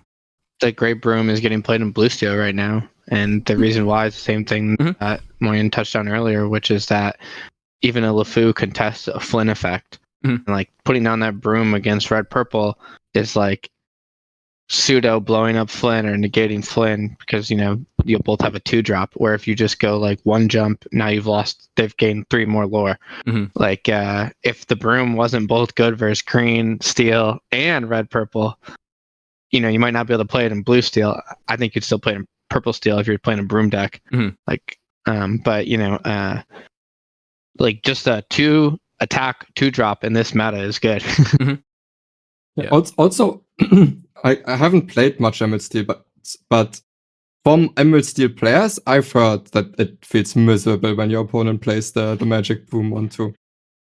Interesting. And from my perspective, it feels very good to play it into them. Yeah, the other consideration was actually Magic Carpet within the Amethyst Steel deck, because it's the 2 attack 1 health. I don't even know. I'd be honest. I think is it like tap, move a character to a location for free or something like that? I don't know. No, it's evasive. If you play a location, you can move it there for free, maybe. Oh, that's probably something it. Yeah, it's just and like people are like, oh, maybe it kind of interacts with Queen's Castle quite well, but then ultimately, I just think that the Broom, for the reasons we said, should be better most of the time. So People can play both. Yeah, especially if it's the Broom aggro deck. Yeah. But to correct myself, Magic Carpet is a 2/1 evasive, and you can tap it to move a character of yours To move, yeah. Yes, for free. I was right. Oh. Yeah, interesting. Yeah, the whole thing. It's cool trying to bring some of these cards back that were not really played too much. But yeah, I just really want to touch on the point that I think having cards that can try to deal with Diablo that are inkable rather than uninkable is always like a really, really, really good thing. I think sometimes people don't realize that they're like, oh, it's just a tech card. It can deal with Diablo. I'm like, yeah, but it being inkable matters a lot. If the 2/3 Peter Pan had the same effect as the 4-drop Peter Pan, it'd be a lot better. I do agree. Like right now, it's like, what are you gonna do? Put a goofy 5-drop in your red purple and rush him out there? No, okay, but I do actually think that the Peter Pan Shadowfinder is a pretty good card in green purple, because then you can rush in Diablos into stuff that doesn't have 2 strength, and then it's immediately exalted, and that's pretty good. It's better in green purple than it is in red purple, I think. Yeah, green purple is the best deck for it. And unless red purple really should be playing Goofy, the 5 cost Goofy. I doubt it though. We're going back to the set 1 meta, are we? With this yeah. Inkables. Like you see a card, and when it's an inkable, I think 2 things. One, Uninkable cards are so much worse than inkable cards. So the second thing I think to myself every time is like, I wonder if this card was inkable, and then they played it and they were like, it's too good, so they just on it. Because like if you do that, like it really does make it so much less good. Like the CC3 drop, if it was inkable, like it'd be played like all over the place. But making it uninkable, all of a sudden it's like oof. And like I think that's like actually one of the easier ways that they have to balance everything that they're adding to the game. Like cards too good, like uninkable. Like what happens now? It's like, you know, if Be Prepared was inkable, it'd be a 4-of staple every time. But uninkable now, it's like, okay, people are like, well, maybe I only want to play 2.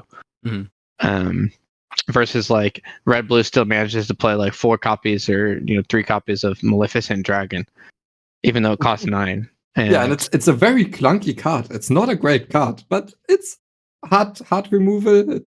It's inkable. It's good enough. Yeah, that's one of the reasons I think that the Red Blue deck struggles against Green Steel with the items. It's just that the uninkable, not only the uninkable count, which can be lower even than the other list, but like the type of card it is matters. Like 1 jump is uninkable, but it gets played on 2, and then it gives you an extra ink, so it makes your other inkables better. I think the item version plays less uninkables, but the uninkables that it cut are like 1 jump and ahead and how far I go. So it exactly, really and those are like actually good. Yeah, at helping your ink. Exactly. So that's just like one of the things I've found, like playing that matchup, the red blue items versus green steel, like the uninkable items and stuff like feel much worse when you can't get your engine going. Yeah. Also, Aladdin is a prick in that matchup, especially if they know you're on the items list. I don't know why, but hearing Moyen call someone a prick is hilarious. I don't know. It's like Aladdin. Prick. Yeah, Aladdin was a great card for me when I was playing my games against a lot of the red blue. It's such a solid card. Yeah, that's wrapping up the red blue deck list breakdown, and then just to finish it off, I know we're a little bit short on time, but we're not going to speak about this too much. But I specifically wanted to get Raven's thoughts on the competitive scene after we've had 3 major events. As you haven't played in the events, you have had a lot of the viewer perspective for this. So just wondering how it has been to watch the streams. What are your thoughts on a lot of the casters, both on NA and EU, if you got a chance to watch both, production and stuff like that? Like, as from all your previous experience casting Hearthstone, how does it compare?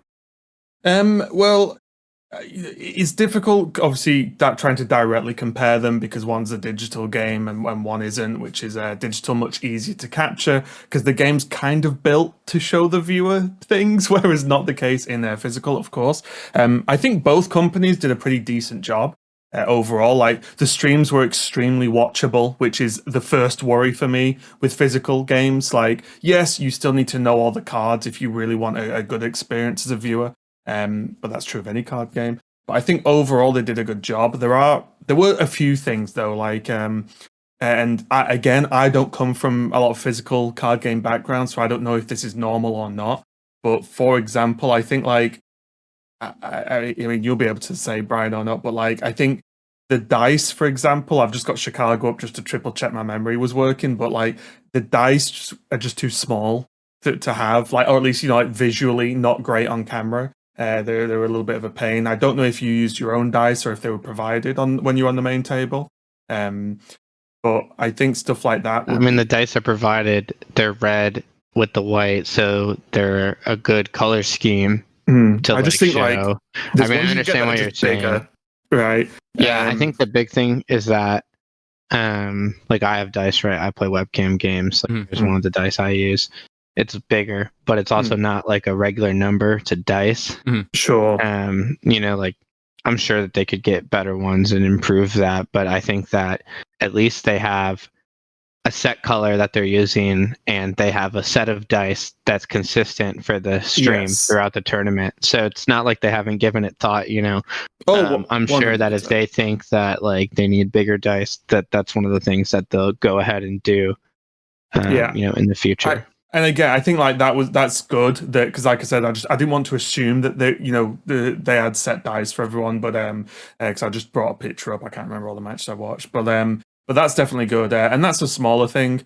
I think for the casting situation, Whether this is selfish or not, I think take myself out of it, whether I'd like to do it or not. But having 2 casters for Europe was just silly for that amount of time casting. It just for like a full day with just 2 casters is. I think that might have been a short notice thing, and hopefully they improve that going forward. I think the casting overall was pretty good. I think the American tournament setup was good. They had I think Tannen both times was doing like the interview stuff, and then there was obviously the casters they had.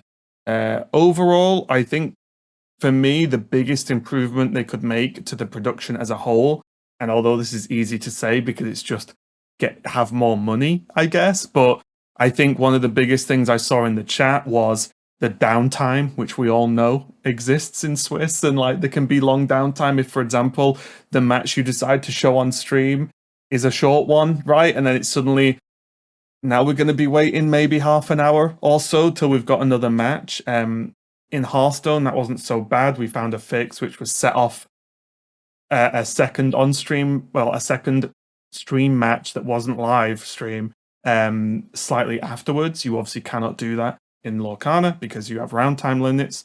But in a perfect world, it would be very nice if they had 2 tables. They do. And the second one's getting recorded, and they show the game after the other game. Did they show it? Yeah. Well, I don't think they did that in Europe then.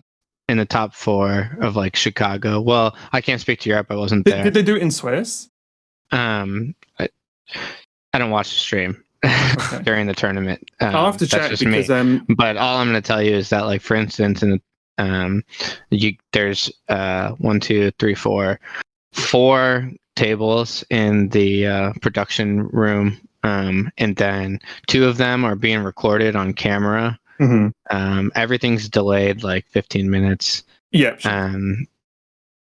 Yeah, I don't want to go too deep on it all, but I mean, I think that they'll improve over time. You probably know the company that did it in America since they did the Masters Tour, or know some of the people at least on the team. Like, without a doubt, you do. Oh yeah, and like I said, I think I was mainly talking about some of the responses in chat for the Swiss section, because I just didn't know. Because at least again for Europe, I don't think that was the case, because there was some pretty decent downtime on the European stream.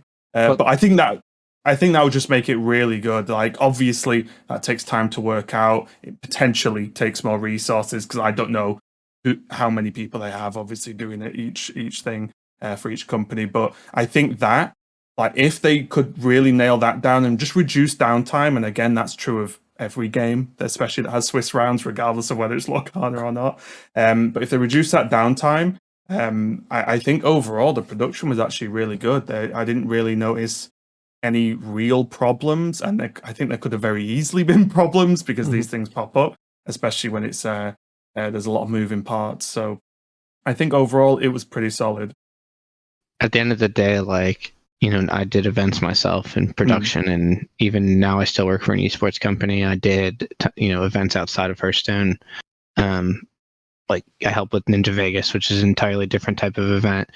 And just like in general, you know, there's only so much available funds for that right now, and the viewership is only so high, you know, like, especially now that it's not over, so to speak, but, you know, a lot of us have moved on, like, from Hearthstone, like, you know, at least for me and Raven and Moyen, like, you know, it was like the golden years of, like, terms of quality of, like, tournament and production, even though, like, we had complaints then, like, it was so much better than it is now. And partly is because, like, there was thousands and thousands of people watching, you know, like, you might not have that again for a while.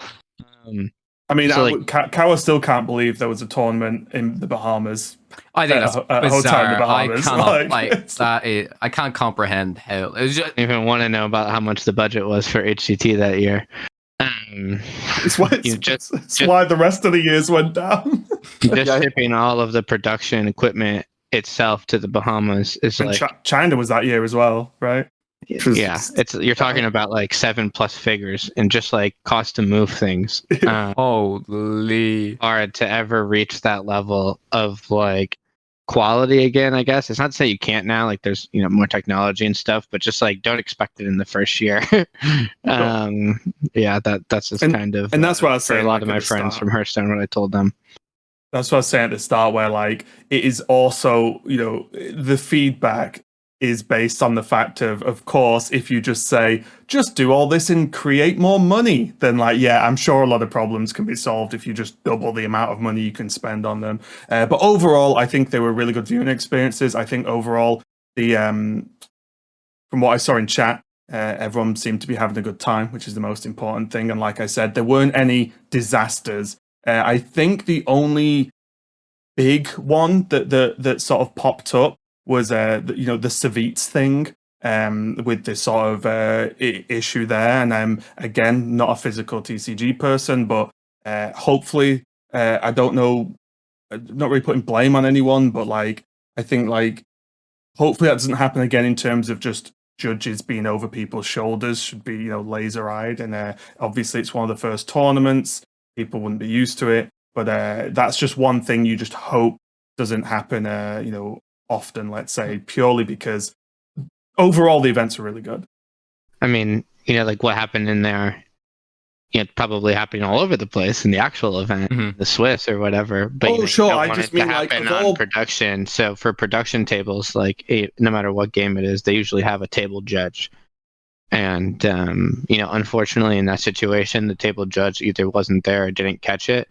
But every game that I played that was in the feature match area, I had a table judge, and every game in the top 64, more or less, I had a table judge. Maybe I shared it with like 2 other matches, and then I had one I shared with another match, and then by top 32 I had a table judge. But I think that like in general, they've already kind of like taken that to heart.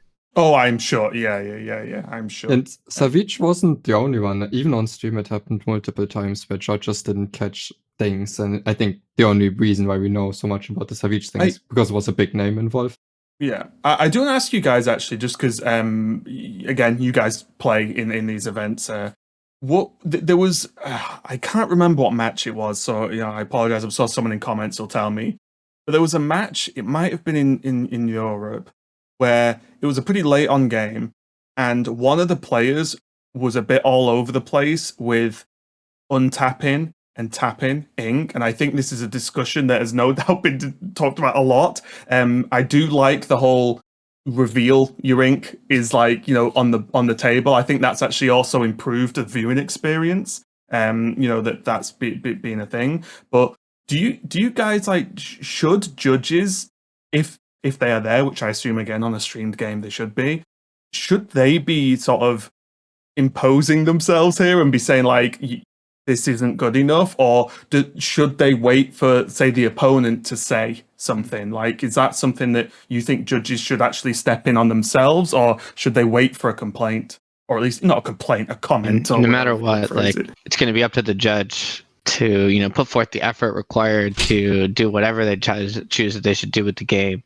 Like I had a judge that maybe could have missed something, but then I also had a judge who was like, one of my red-blue players has his items separated in his banish pile from the other cards, and they're like, hey, we don't want you to maintain 2 piles for something that's effectively 1 pile. Like, we understand you want to be able to look at your items and see them quickly, but like you can just pick up your thing and go through it. Because it was like their situation is getting kind of messy.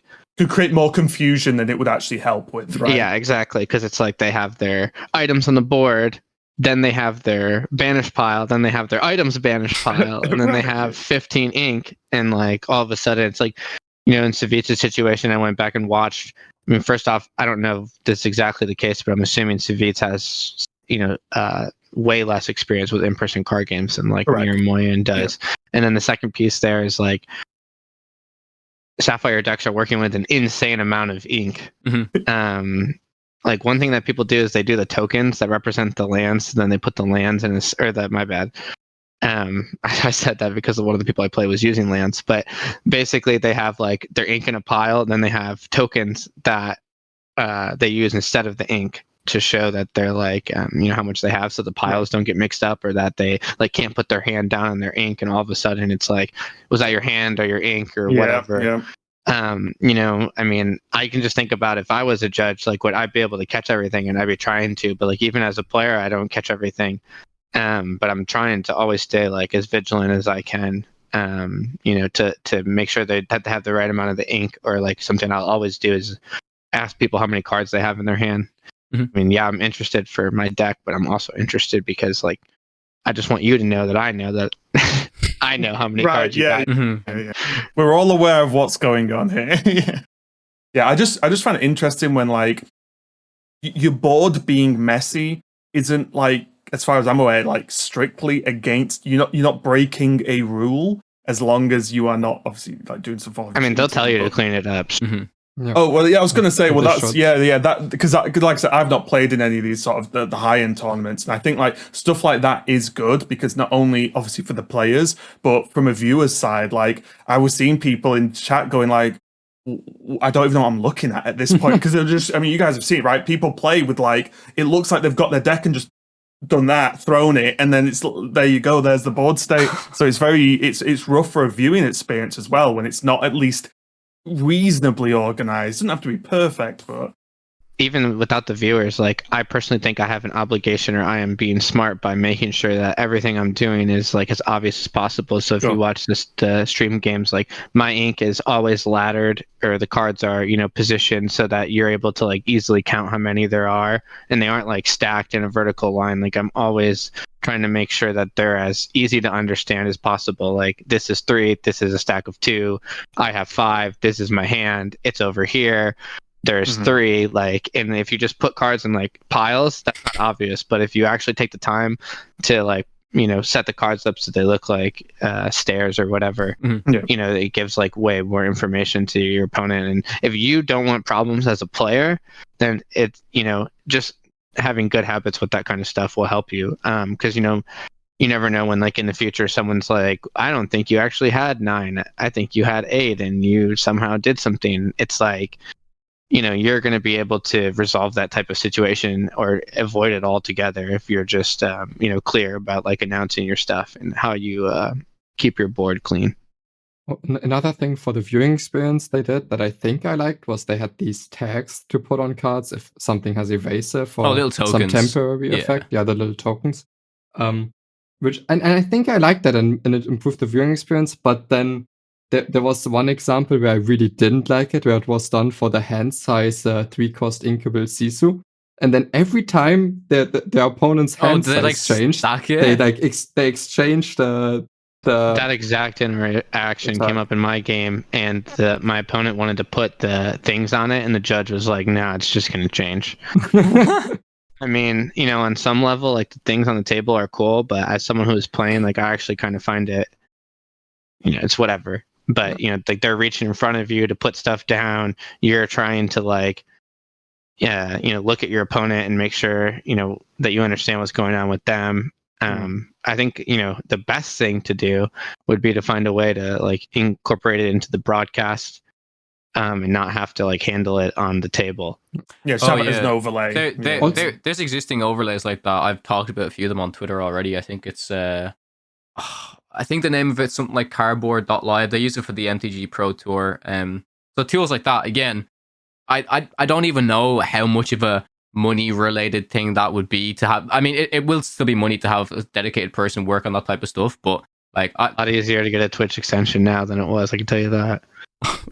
Yeah. And another thing that I would really love to see, because I love watching the games, but if I can't see the context of the player's hands, then I lose interest very quickly, and I figure it will be similar for other viewers, where one way to fix it, I think One Piece Japan does it for their viewing experience, where they have like these stands where you put in your cards, and then there's another camera that's pointed at the stand with your cards, so you have like a very clear view of everyone's hand at all times. So you like you don't hold your hand, if that sounds like a stupid sentence, but so like as in you put your cards out on like it's like you're playing dominoes or It's something. like Scrabble. Yeah. Right. Oh, Scrabble. Yeah, there you go. Yeah, that's better. Exactly like Yeah, I mean, I don't like that actually. They had a hand cam for this. I think like if you watch Magic in like the finals, for instance, we had one judge sitting there, but like in Magic, you would have like 2 judges sitting there. Oh, yeah. Like 2 people that are doing the hand tracking. Yeah, so Yep. have like hand, iPads behind you. Yep.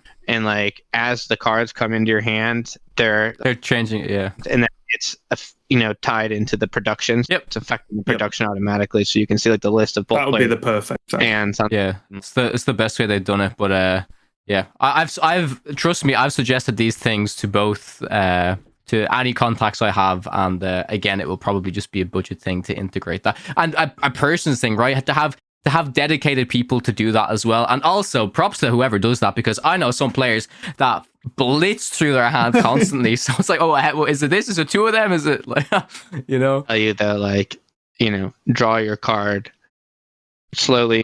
Your hand spotter sees the card before you add it to your hand. I mean, it's just all on the players. It was like right. the mulligan situation we had in Hearthstone sometimes, where a player, like a mulligan would show up on the screen, both players mulligans, but some players would like insta mulligan, and we're like, can you just wait for just like 10 seconds to just let us just say, oh yeah, blah blah blah blah blah, let's talk about the mulligan for a second. But then some players are just insta mulligan, and the problem then is like the bottom half of the screen looks stupid because there's like the mulligan's been done while we're trying to talk about the cards that have already gone off screen. So yeah, I think stuff like that would be really good, and I think you're completely right. I think with time, because of how successful the game is already, right? Like with time, I think the production, even though we may not be in the Bahamas playing Lorcana at any given point in the future or in the near future, well. Look, I've never been, so I can't confirm whether it is or it isn't. I would say I did just want to touch on that as well, though, when we talk about Hearthstone and so on and so on with these crazy events. I do think they have just a self-created locations around the world to host big tournaments, right? If Worlds isn't a Disneyland, then I don't know what to say. Well, about this is what I'm going to lead into as one of the final points I have. So we'll do like nationals and Worlds predictions. We already talked to you about this before, Brian, but obviously you've qualified. Well, you won Chicago, so you've qualified for the NA Championship. We don't know what this NA Championship is yet, but is there any cool predictions that I mean, maybe not predictions, things that you would like to see at it personally? Yeah, I have no clue what to expect, honestly. Like, it'd be one thing if it was like Worlds, then you'd be like, okay. Like I have a good idea of what Worlds looks like. All the stops are being pulled out, blah blah blah blah blah.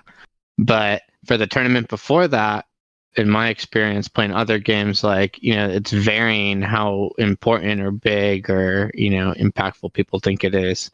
Like at this point, there's supposed to be an alternative way to qualify out of placing in the DLCs, but I could be wrong. But I don't think that's announced. So it's like, I don't even know how many people are going to be in the room with me. Like, is it going to be, like a Magic Pro Tour is 500 or less? Is it going to be like that? Is it going to be even less than that? Is it only going to be 16 per DLC and then 32? So, by the time you count all the extras, it's more like a 256 person event. Like, this kind of changes the context of it. Like, does it look like a huge open tournament still? Or will it look more like a pro tour, or will it look more like an invitational? Like all of that is still up in the air. But I think that it's more likely going to be like 500 or 250 people. Even like how many people are going to have to, or like how many people from Continentals, or I think that's what they're calling it, are going to make it to Worlds? Like, is it the top 4 from each region? Regions? Is it just Europe and NA?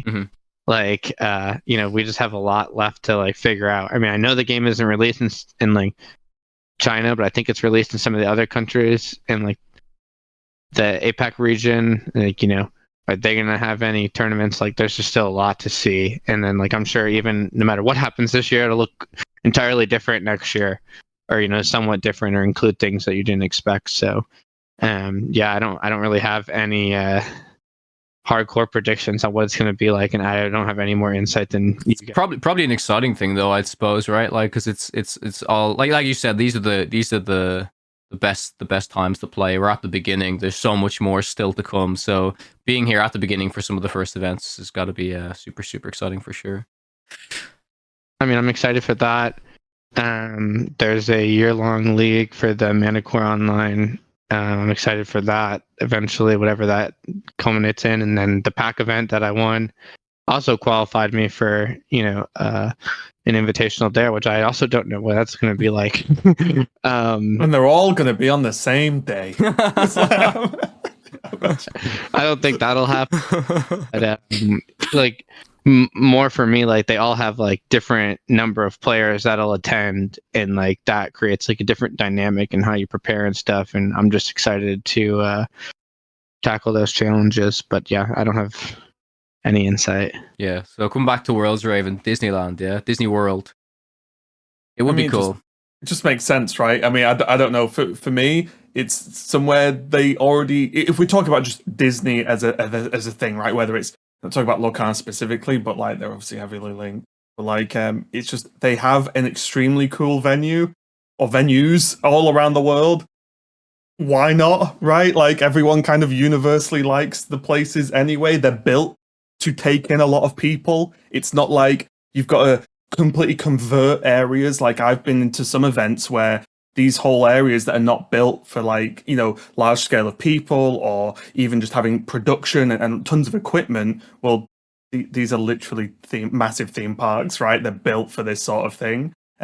So I don't know. I feel like if they don't do like a Worlds in one of them, I feel like they're just missing the trick. It would feel completely illogical. I'd just be excited because of how pre-set up it already is. Yeah, I actually don't know if they would do this, but I think it would be pretty cool if like if they had like tickets to go and watch the event live. Like I think because that's what like I feel like that's what Disney could really do that maybe other IPs kind of couldn't, right? Like they have these theme parks where it's like, okay, well, like if you're already a fan of our card game, like you can come and I'd go if I lived beside a Disney World. Of course, I would go and watch Lorcana live. That's so cool. Like, you know what I mean? So, and that's what I mean. They have the infrastructure to they could be running the theme park anyway and have Lorcana on, right? Like because they just have the space. So like they have infrastructure already for this. So it would be pretty cool.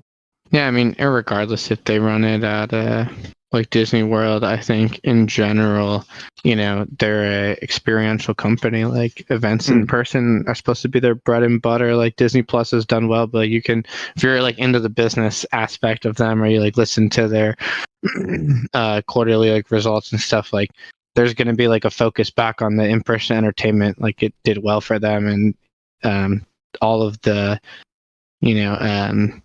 content out there like competing online, like it's just more and more like difficult for no matter who you are, like whether you're Disney, an individual making content, like there's more and more content, there's more competition. Like what people can't compete with Disney on is like in-person experience. They've been doing it for decades, and like eventually I think that expertise will come to the Lorcana events. Like right now I walked into what's more or less like an empty convention. In Lille, it wasn't like this because Gamescom, the installations, they can bring them from Gamescom over to wherever the thing is without paying too much money. Where like the second you're shipping something like that overseas, you might as well just build it in America. Yeah, just buy one over there. Yeah. But seriously, I mean that's just the economics of it all. But like, yeah, I do think like experiential will come for like the events, and like it's cool to get a card for participating, but like you should be walking in and feel like you're walking into something that's Disney related. And right now it feels like you're walking into a card game tournament, which is like fine. And I love it. I've played card games forever, like just being in a room with 2,000 people playing a card game, and it's great. But, for like Disney, I think like there's, the ceiling, it's so much higher. You want Mickey Mouse to introduce you as you walk on stage and sit down. Like, there you go. Yeah, I mean, possibly. I think it's less for me even, and more for like other people though. Like, I want, this is just like a wish list. I think they're doing great, but like, I want a junior league. I want, people dressed up as the princesses that like kids can interact with at the events. Like, there's no reason like to not find a way to like, from a capitalistic perspective, like monetize that, but also like you're providing people with the experience, and like it is like a good opportunity to do that. Like they right now, and maybe this wasn't the case, like they had some of the game designers signing, but like in the future potentially having artists, whatever it is, you know what I mean? Like I think that they're going to find a way to make it all work. It's just going to take time. Yeah, we had artists in Lille, which was cool. And what was actually really cool, obviously this doesn't matter because I'm going to go on a little bit of a tangent here, but when myself and Moyen went to the 10K in Poland, I actually spent a lot of time with the artist and I talked to him a lot, but some of the cards he drew, as fantastic as the art is, not many people got them signed because I don't think they were too playable. But the person that they had in Lille, oh my god, the line was just insane. Because it was like, what was it, Moy? It was like Belle, it was like Ariel, Spectacular Singer, Madam Moon Fox, like staples of the meta. But yeah, I think artist signing stuff is cool. I think I actually thought it was really cool. I know one thing you mentioned, Raven, about the whole English caster situation in EU was we actually had Steve Warner, one of the designers, come on and cast, and they did like realize, oh, like these guys will actually need a break. They will need to go to the bathroom, get some food, that type of thing. You know what I mean? So that was kind of cool to see them kind of jump in and do that type of stuff. So I'm personally really excited for the future. I think one of the things I'm most excited about in general for Lorcana, because it doesn't really affect us too much, but I think, as you kept mentioning, Brian, like the game opening up more to the Chinese market or just APAC in general, I think that would be absolutely huge. Like we already know, I mean, I'm going to Tokyo next year. Tokyo Disneyland is just on another level. Like animatronics, all this, but like there's so much of that part of the world that's invested in Disney. I think Lorcana would be an absolute hit over there. So I'm really excited to see just more people playing the game in general. I think there was the announcement that it's going to be releasing in Australia as well soon enough. I think they said with the launch of Set 5, it's coming to Australia. Again, I could be wrong about that, but just exciting to have more people experience the game, and also the new gateway product that they announced. It's just going to be like an even simpler way. Like that's so intriguing because like for us, we see a card game and we can pick it up relatively easily, but like that product is like like you've got like starter decks, but that product is really trying to like get the basics of someone who's never played card games before and really slowly introduce it to them, which is actually quite fascinating, honestly. And I think one positive as well, just a little bit back onto the tournament events, whatever side of it, is one thing that's surprised me but impressed me is their willingness to just adapt, right? 'Cause it's like, oh, the tickets sold out instantly. Okay, well, we've not just locked in the year's worth of tournaments and that's the be all, done, full stop. So, okay, let's see if we can get more people in then, and let's do this. Oh, let's make this new format. Let's make 2-game format, right? It feels nice to have a company that's willing to not just say, well, we've made the plans for the next 5 years. It is what it is. If you don't like it, unlucky, whatever. Like the fact that they're willing to actually, adapt and try and actively improve the situation straight away, and not like wait is actually really positive as well from a not only from like a player standpoint, but I just think again, just as a viewer, as someone just enjoys the game, it's cool to see like quick improvements, or at least they're trying to improve these events, because then at that point, well, they should technically only keep getting better. Yeah, I mean, I was pretty critical of Hearthstone for a while, and the esports, I try to be more positive now.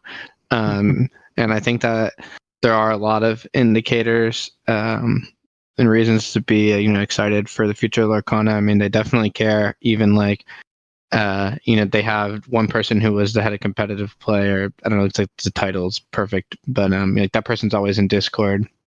Rochelle, and then they hired a new person, Megan, to be like organized play or whatever, and like they're getting people, putting them on the team, like they're increasing their staff. So I mean, it's obviously important to them. Yeah, it's not just a throwaway thing, right? It's not just, okay, we'll run some tournaments, whatever. It seems like they actually, they want to drive it and actually make it really successful, which is in the last few years we've had. It's actually nice to see that it's being pushed as opposed to, how cheap can we do all of this? Or, what's the minimum amount of people we need to make this literally just not fall over, right? Like, I think it's nice to see progression as opposed to being a bit stagnant.